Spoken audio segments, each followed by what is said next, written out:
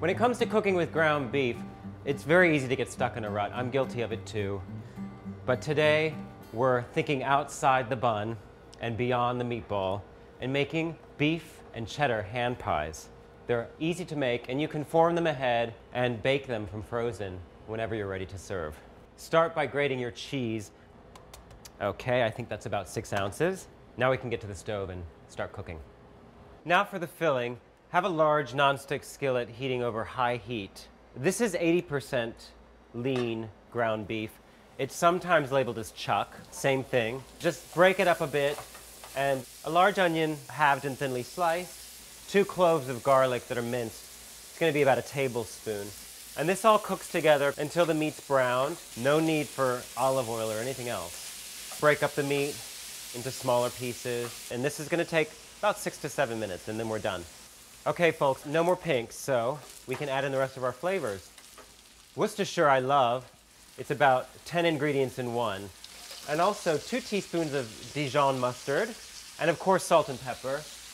This is to taste. Black pepper, freshly ground, always. Give this a good stir. And before we put this into our pastry, it does need to cool down, so I'm going to transfer it to a nice big bowl. Our filling has cooled to room temperature, and now we can start rolling our puff pastry. This is store-bought. Look for one that's all butter.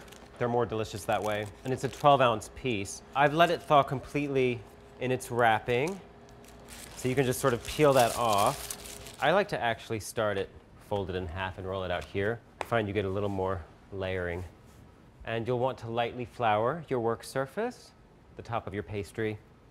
We're looking for 14-inch square here. So have a ruler on hand. You can also use a brush to remove any of the excess flour. You don't want that on there. You do not have to trim the edges straight, but I like to do that for presentation purposes. And these scraps you can bake off in the oven. I like to sprinkle them with a little cinnamon sugar. And then this is going to be cut into 4 equal squares. Now, to finish the deal, your filling, add in the cheese. I think that's good for me. And just fold that in gently. And then evenly divide the filling among the 4 squares of puff, right in the middle. I love a hand pie. These are easy to make, but they feel kind of special. Before we fold these up, we do need to give them an egg wash so that the pastry adheres to itself. Okay. And just brush the edges, all 4 edges of each pie. Now for the fun bit. Start at one corner, come up over the filling. You may need to press the filling in a little bit toward the edges and give a little bit of a pinch. This is a forgiving pastry, and it'll stretch a little bit for you if you need to stretch it.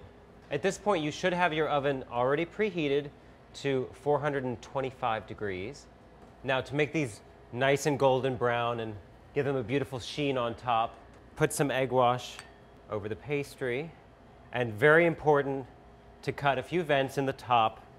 That will allow the steam to escape as they cook. Otherwise, you could have an exploding pie. Gingerly transfer these to a parchment-lined baking sheet and pop them in the freezer for about 10 minutes. This will just help the pastry to set up and ensure that it keeps its shape as it bakes. In about 20 minutes, puffed and golden brown. I have to have one right now, hot from the oven. There's still steam coming through the vents. Let's take a peek inside. That looks amazing. I like a little added heat. I'm serving these with roasted broccoli rabe, and I like a little bit of a red pepper flake on those and on my hand pies. Now you could serve these with a fork and knife for a more elegant sit-down dinner, but because it's a hand pie, I'm going to eat it right out of my hand.